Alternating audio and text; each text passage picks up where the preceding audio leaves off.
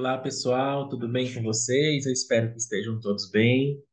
Estamos aqui na nossa quarta e última aula, né, da nossa disciplina, Pesquisa e Extensão Tecnológica, né, da Educação Profissional e Tecnológica.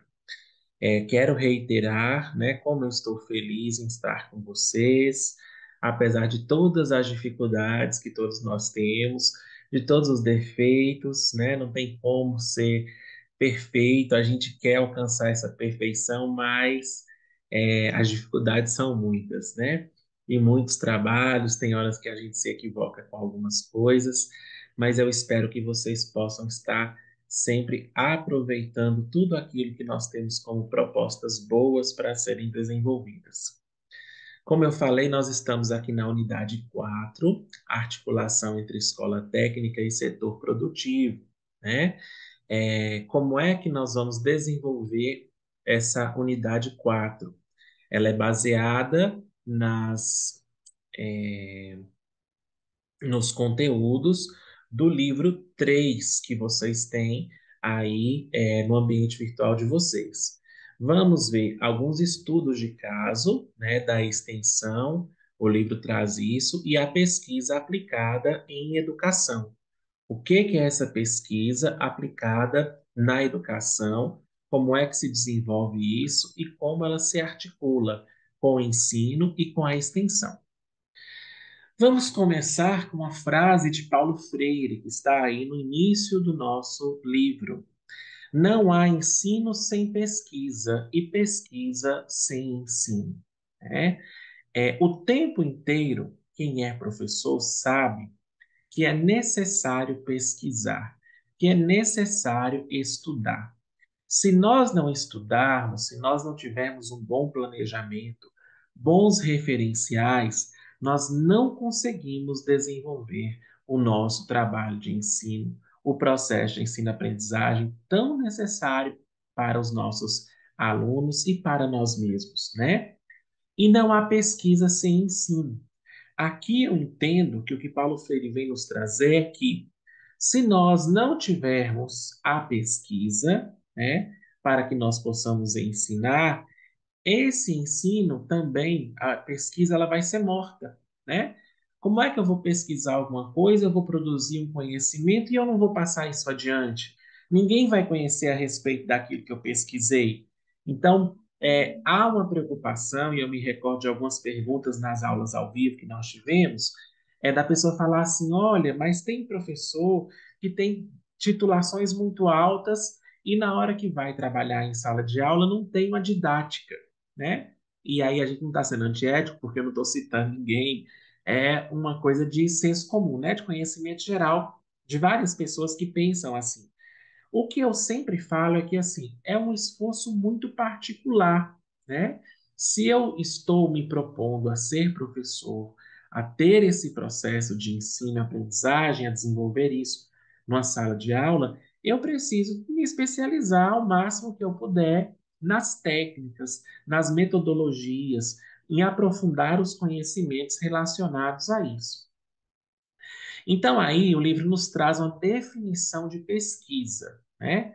Pesquisa pode ser entendida como ato ou conjunto de ações por meio dos quais se procura obter conhecimento sobre algum tema, né?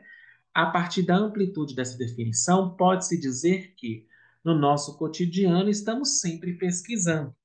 Não sei se vocês se recordam, mas eu me recordo muito de quando era criança, né? Com a questão dos porquês. Tanto eu, como minha irmã, como outras crianças, né, primos que foram crescendo próximos, todas as crianças passam por essa fase. Mas por quê? Mas para quê? Isso é uma coisa própria do ser humano que nós estamos descobrindo o mundo ao nosso redor. Nós estamos entendendo o mundo ao nosso redor. E a partir disso, nós vamos encontrando as razões para seguirmos a vida, né? Mas por que que eu não posso colocar a mão no fogão? Isso é uma indagação de pesquisa. O que que é quente, o que é frio? A criança que não sabe que não pode colocar o dedo na tomada, né? Tem criança que vai e coloca. E aí, às vezes, coloca-se uma proteção na tomada para poder a criança não tomar choque. porque ela ainda não sabe o que é o perigo, ela ainda não conhece o que é um não. E depois as nossas indagações elas vão ficando mais complexas, né? Na adolescência, por exemplo, né? A gente pensa assim, ai, mas se eu pudesse mandar nessa cidade, ser prefeito, não sei se alguém já pensou isso. Ah, mas se aqui na escola eu tivesse o poder de decisão da direção da escola, eu faria diferente, né? Se eu estivesse no lugar do professor, eu ensinaria de outra forma, né? Seria uma... Então, assim, as indagações que surgem, depois vem outras indagações. Qual curso escolher? O que fazer? Eu vou realmente fazer uma faculdade ou um curso técnico vai me deixar feliz? Ou o que eu tenho, por exemplo, de empresa, tem gente que tem empresas tradicionais das famílias e permanecem nessas empresas a vida toda e se tornam felizes e satisfeitas. E isso não há nenhum problema, mas são questões que nós levantamos e toda questão que a gente levanta é uma pesquisa, é um conhecimento que nós estamos buscando adquirir. Então, a pesquisa faz parte de nosso dia a dia. E a pesquisa científica contribuiu muito para chegarmos aonde estamos, em relação às grandes descobertas, encontrando sempre a solução para um problema social, financeiro, de saúde, tecnológico, entre outros tantos possíveis na sociedade. Quando a gente pensa, por exemplo, a evolução das vacinas, né? Uma discussão que nós tivemos muito recente no Brasil, né, pessoas aí se posicionando contrárias às vacinas, uma discussão que é lá do século XVII, né, e isso veio agora à tona, né, com essas neoconcepções de mundo, né, a gente pensar assim, a ciência evoluiu, a questão da meningite, da paralisia infantil, de tantas outras doenças erradicadas e que infelizmente passaram a circular novamente no Brasil devido a muitas pessoas se negarem a vacinar as crianças, né? E é uma evolução da humanidade a questão das vacinas, histórica, uma evolução do campo da saúde, né? E outras coisas também. Quando a gente pensa na questão financeira, né? O mundo evoluiu de um sistema é, antigo, lá do período feudal, onde o valor da terra era soberano, onde não existia o dinheiro, existiam as trocas, existiam algumas poucas moedas, e depois nós chegamos ao capitalismo, e o capitalismo com vários desdobramentos, alguns autores até costumam dizer um capitalismo selvagem, né? Que as pessoas elas precisam ir conhecendo e se adaptando, né? Adaptando a sua vida. E aqui Demo vai dizer o seguinte: contribuiu com essa contextualização, né? O autor vai dizer sobre o que é pesquisa e sua relação com o ensino, pois compreende que educar pela pesquisa tem como condição essencial primeira que é o profissional da educação, seja que o profissional da educação seja pesquisador, que nós já falamos lá, a primeira frase de Freire, né? Ou seja, maneja a pesquisa como princípio científico e educativo. A pesquisa como princípio educativo. A pesquisa como princípio científico, que tenha como atitude cotidiana. Se pesquisar e educar são atividades estreitamente ligadas, devendo fazer parte do ato rotineiro do professor e do aluno, então não podemos torná-lo algo intangível ao privilégio de poucos, né? A pesquisa, a educação e a extensão, né? Elas precisam estar juntas e elas precisam ser um privilégio de todos. Na verdade, não é nem um privilégio, é um benefício de todos. E aí nós vamos ter os tipos de pesquisa científica, né? Os tipos de pesquisas podem ser definidos, podem ser classificados de acordo com diferentes elementos, como a finalidade da pesquisa. Aí nós vamos ter uma pesquisa básica ou uma pesquisa aplicada. Qual a finalidade?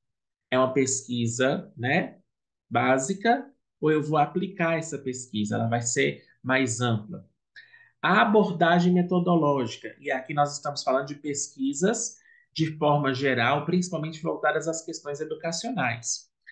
Qualitativa, quantitativa ou quali-quantitativa, né? Qualitativa, eu tenho uma interpretação de dados matemáticos, né? Vamos dizer assim. Quantitativa, eu tenho ali uma projeção do que eu queira desenvolver. E qual e quanti, quando eu estou alinhando as duas. Os objetivos. Pode ser exploratório, descritiva e explicativa. E os procedimentos. Como é que eu vou desenvolver? Seriam os métodos, né? Bibliográfica, documental, experimental, estudo de caso, entre outros. Quanto à abordagem qualitativa, quantitativa ou quali-quantitativa, aqui nós vamos esmiuçar, né, o que nós estávamos dizendo anteriormente. Com relação à abordagem metodológica, Minayo e Minayo Gomes fazem três considerações importantes. Não há nenhum método melhor que outro. Isso é importantíssimo, gente. Se eu não me engano, tem até uma questão das avaliações, né? Não há nenhum método melhor que outro, nenhum método é superior ao outro. O método, né, o caminho do pensamento, ou seja, o bom método sempre será aquele capaz de conduzir o investigador a alcançar as respostas para suas perguntas, ou dizendo de outra forma, a desenvolver seu objeto, explicá-lo ou compreendê-lo, dependendo da sua proposta, adequação do método ou problema de pesquisa, tá? Então, o método não é que um vai ser superior ao outro, eles vão ser diferentes porque eles vão ser caminhos para que nós possamos responder aos problemas de pesquisa.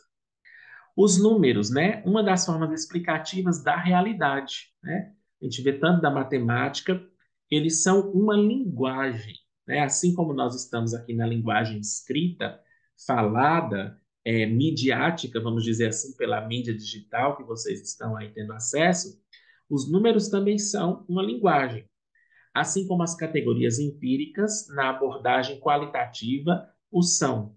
E cada abordagem pode ter seu espaço específico e adequado. Entendendo que a questão central da cientificidade de cada uma delas é de outra ordem, a qualidade, tanto quantitativa quanto qualitativa. Depende da pertinência, relevância e uso adequado de todos os instrumentos. Como é que eu defino se a pesquisa é qualitativa, quantitativa ou quali-quant? Depende do que eu estou pesquisando, tá? Então, por exemplo, se eu quero pesquisar, eu estava falando das vacinas, né? O número de pessoas vacinadas em determinada cidade. E aí eu vou ter esses números, né? Ela vai ser uma pesquisa quantitativa. Eu quero pesquisar, e aí vamos voltar ao exemplo da pandemia de Covid, né? Quero pesquisar nesse número de pessoas vacinadas contra a Covid, quantos por cento caiu a taxa de contaminação ou de internações com gravidade. Então, já estou dando aí uma outra conotação a essa pesquisa. Eu vou apresentar os dados e eu vou trazer uma interpretação mais aprofundada. Então, já estou fazendo uma abordagem qualitativa dessa pesquisa. E se eu amplio ainda mais, ao longo do tempo, depois de 6 meses, depois de um ano, quais são os índices, né, de recontaminação dessas pessoas?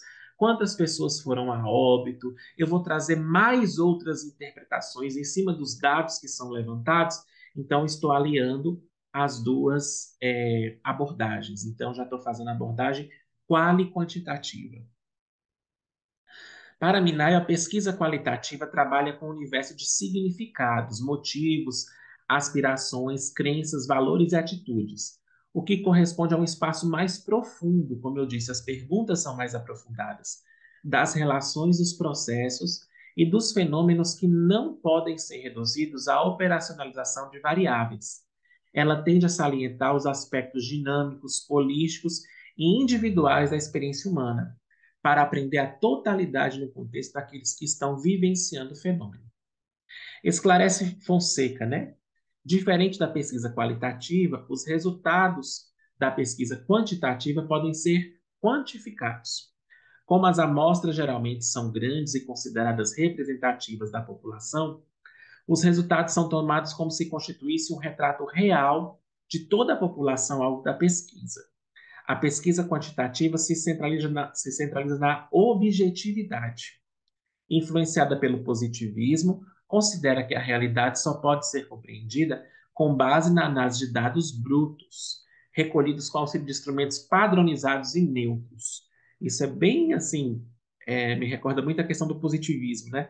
Quase o método cartesiano de se fazer as coisas, comprovações matemáticas, né? A pesquisa quantitativa recorre à linguagem matemática, acabei de falar, para descrever as causas de um fenômeno das relações entre variáveis. O que seria a pesquisa quali-quantitativa? É a pesquisa que busca apoio nas duas abordagens, como eu disse, para responderem à sua questão central de estudo. E a pesquisa tecnológica na EPT? Né? O que seria a pesquisa tecnológica? Retomando a relação entre ensino, pesquisa e extensão, sabemos que caminham muito próximas. Então, para que a pesquisa aconteça como princípio pedagógico, o professor precisa, a partir dos conteúdos e conhecimentos trabalhados, orientar os alunos na proposta de uma questão de pesquisa, levantar hipóteses, questionar, é, sobre por que, desculpa, pesquisar, para que pesquisar, como e onde pesquisar. Nos cursos técnicos, muitos temas podem ser pesquisados com o princípio da inovação tecnológica. Exemplos, né, de extensão na EPT. Aí aqui, segundo o livro de vocês, como eu disse no livro 3, tem exemplos, né, resumidos de ações desenvolvidas pelo Instituto Federal do Espírito Santo, no campus Colatina, tá? Então eu escolhi utilizar esses mesmos exemplos para facilitar o processo de estudos que vocês estão tendo aí na disciplina. Então nós temos um programa de extensão. O que é um programa de extensão? Aí aqui tem um resumo para exemplificar. O Programa Laboratório de Extensão em Tecnologias Educacionais e Robótica propõe desenvolver ações que disponibilizem o acesso e uso das tecnologias de informação e comunicação, as TICs, de forma a promover, primeiro, a inclusão digital do cotidiano das pessoas de acordo com seus contextos e realidades. Olha aí a inserção comunitária que nós já falamos, né? O aprendizado do raciocínio lógico por meio do pensamento computacional e da robótica educacional. É uma proposta de letramento digital, vamos pensar assim. Dentre as ações previstas, destacam-se projetos, treinamentos e cursos com o propósito de tornar o pensamento computacional acessível aos alunos de escolas públicas do município de Colatina e municípios limítrofes, fazendo uso da lógica de programação e da robótica educacional. Ademais, objetivamos ofertar cursos de formação inicial e continuada para jovens e adultos. Tá vendo que a formação continuada, a formação inicial, não é só na academia, ela pode ser ofertada em vários outros âmbitos.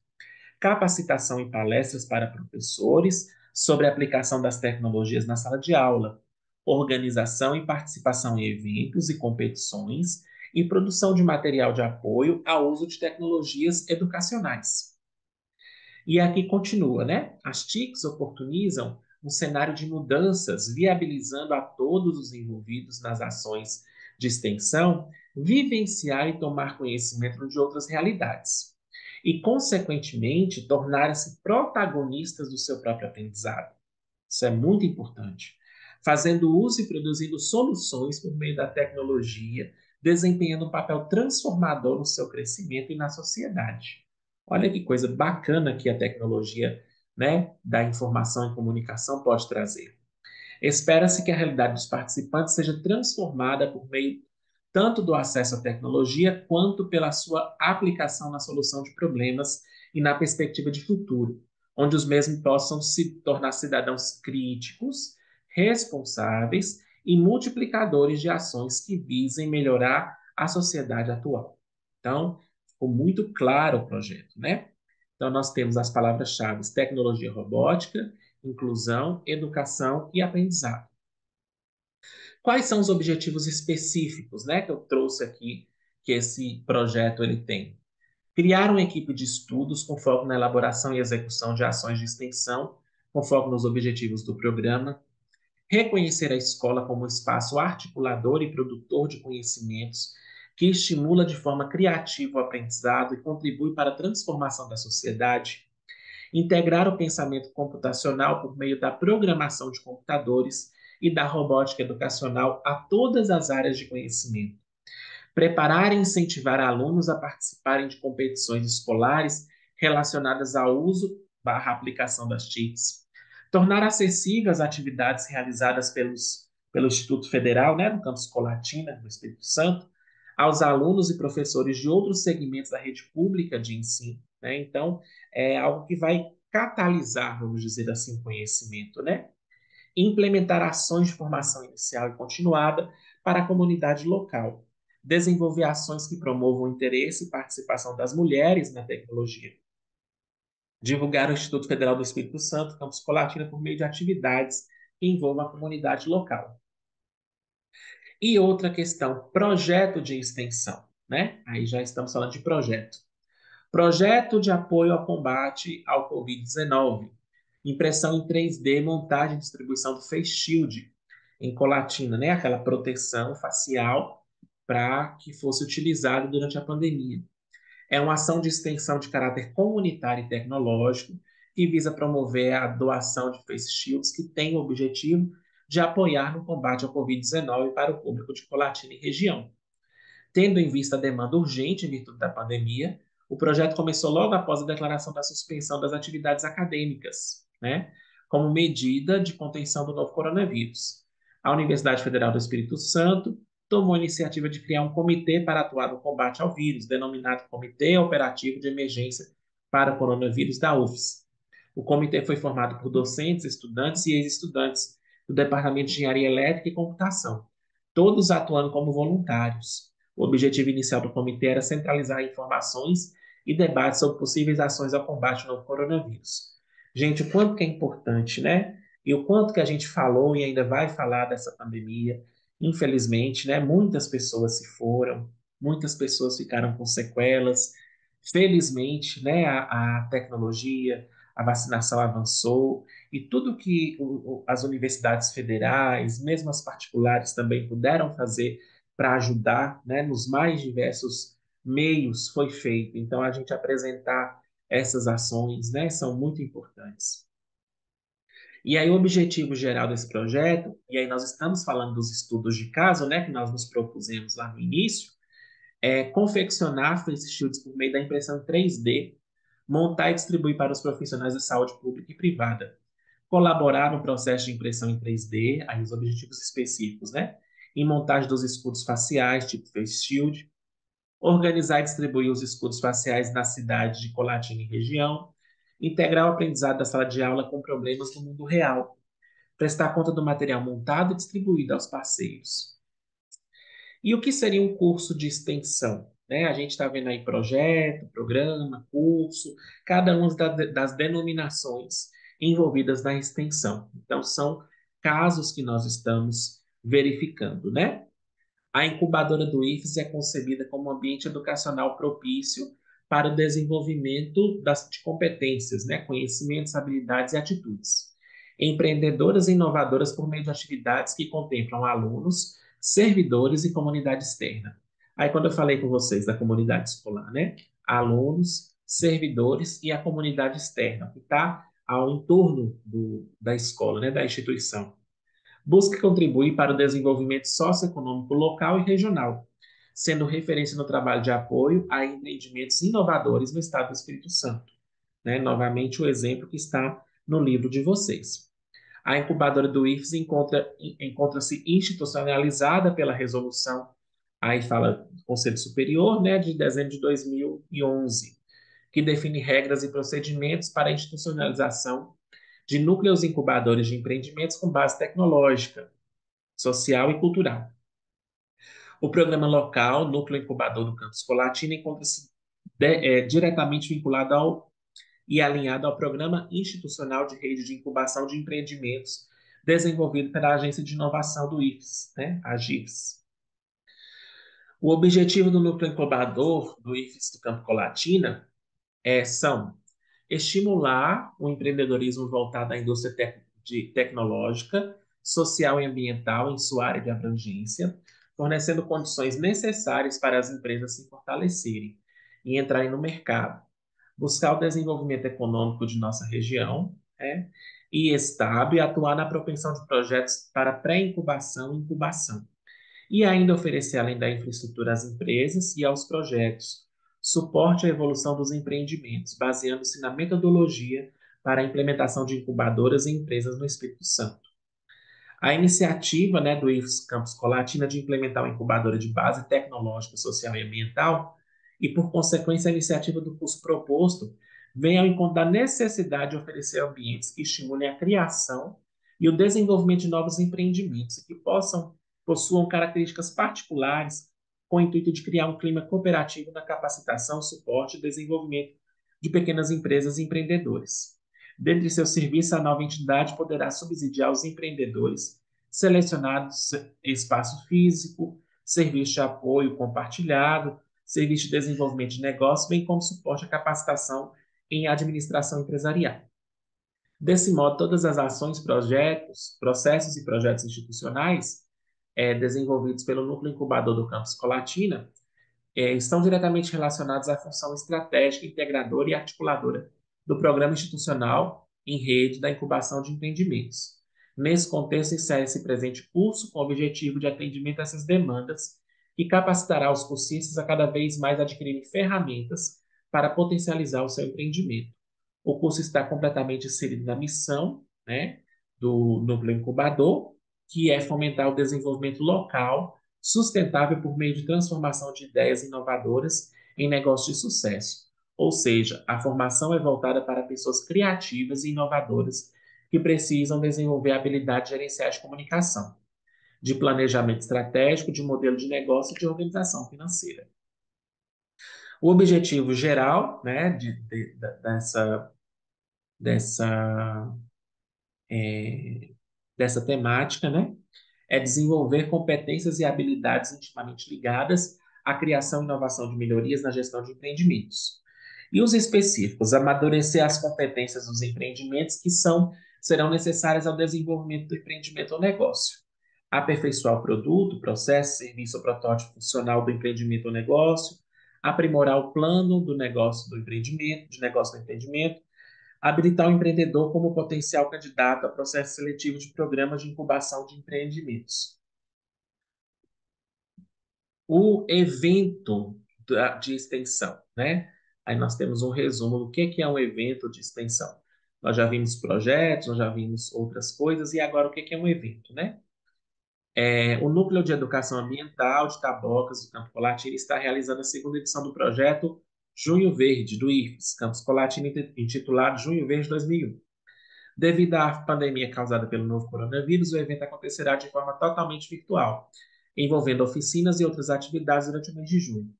Os subtemas desenvolvidos nas oficinas englobam os Objetivos de Desenvolvimento Sustentável, os ODS da ONU, que compõem a Agenda 2030.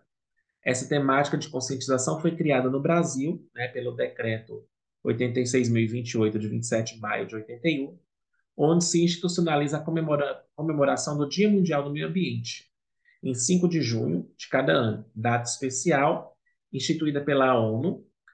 A iniciativa visa incluir a comunidade interna e externa do campus Colatina na discussão de pautas que atraem a educação ambiental e desde o ano 2020 pretende-se que todos os meses de junho venham a ser para o IFES Campo Colatina um junho verde. Aí as palavras-chave desse evento são educação ambiental, ODS, Objetivo de Desenvolvimento Sustentável, e Agenda 2030. Para esse evento, promover a articulação entre a atividade de educação ambiental do IFES Colatina, favorecendo a socialização de informação, a troca de experiência entre servidores e docentes, a construção e sistematização de ações voltadas para o desenvolvimento sustentável local e regional, a preservação do ambiente e a qualidade de vida das comunidades atendidas pelo IFES.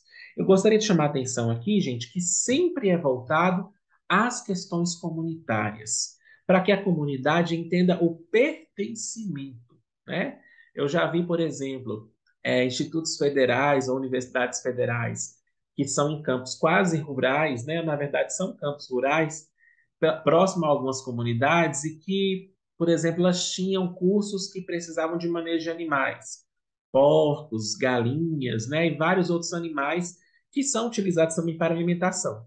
E a comunidade, né, entrar nesses locais e roubar, né? Porque não entendiam por que aqueles animais estavam lá. E eram utilizados nos cursos, né, na área de agrária, por exemplo. E aí foi necessário fazer um projeto de conscientização da comunidade, que ali era um espaço público, era um espaço de bem comum e que era necessário ter aqueles animais ali para serem estudados, para serem criados e poderiam, em um determinado momento, serem ofertados à comunidade numa loja de vendas, alguma coisa assim, né? Como leite e seus derivados, para que eles entendessem que não podiam retirar porque ali era algo que era de todos e necessário até para os filhos estudarem naquele local. Então, a sensibilização da comunidade onde a escola está inserida é muito importante, tá? E aqui, em relação ao meio ambiente, né? Fortalecer a rede de educadores ambientais do IFES, sistematizar iniciativas de capacitação de servidores, docentes e técnicos administrativos e estudantes do IFES, visando a formação de multiplicadores e protagonistas de ações de educação ambiental, e ou ações de ensino, pesquisa e extensão com viés socioambiental, preservação e conservação ambiental. Sistematizar iniciativas de capacitação de público externo, cursos, oficinas, palestras, trilhas, seminários, dias de campo, programas, projetos, dentre outros. E aqui a proposta de reflexão, né? Novamente, eu propus uma reflexão que vocês fizessem um mapa mental. E aqui eu quero só relembrar, né?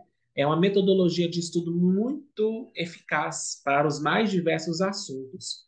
Então, aí, utilizem isso sempre, sabe? São duas dicas que eu sempre dou para que os alunos utilizem como metodologia de estudo e pode também ser utilizado como uma metodologia de avaliação fazer um mapa mental, descobrir o que é um fichamento, fazer um fichamento de um texto, fazer um fichamento de uma obra cinematográfica, é muito importante, né? E aí vocês, nesse fórum, a proposta era escrever a experiência que vocês tiveram ao utilizar, ao exercitar essa metodologia.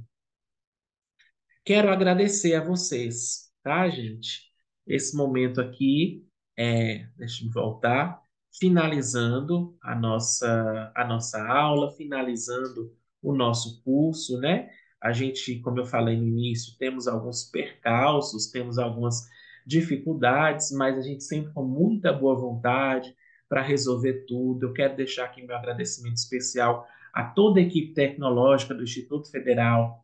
Quero agradecer aos tutores que estiveram presentes com tanto carinho, dando total apoio. Agradecer à nossa coordenadora, a professora Ramone, que foi extremamente compreensiva com todas as falhas que a gente pode ter e que acabam acontecendo, mas ela sempre muito disposta e de uma sabedoria imensa para estar nos orientando. E isso é muito importante, é um diferencial muito grande, né? E a vocês, alunos, eu espero que vocês estejam todos muito satisfeitos, felizes, e encontrá-los com saúde, né? É o mais importante para que a gente possa correr atrás dos nossos sonhos, dos nossos objetivos. Desejo realmente, né, que Deus abençoe a cada um de vocês, desejo sucesso nos estudos e espero ter contribuído. A gente às vezes não faz ideia da onde nós estamos chegando nesse país de dimensões continentais que é o Brasil, né? Se brincar, ainda tem gente que deve estar assistindo a aula, talvez, sei lá, mora na fronteira do Brasil com outro país aí, e está assistindo a aula até fora do Brasil, né? Às vezes está fazendo uma viagem também, a gente não faz ideia do alcance da tecnologia, mas nós chegamos, né, através dela. Então é isso. Muito obrigado. Um grande abraço, sucesso, saúde e tudo de bom para cada um de vocês. Até mais, bons estudos e continuem, né? Continuem, porque a transformação que a gente deseja começa em nós. Até mais.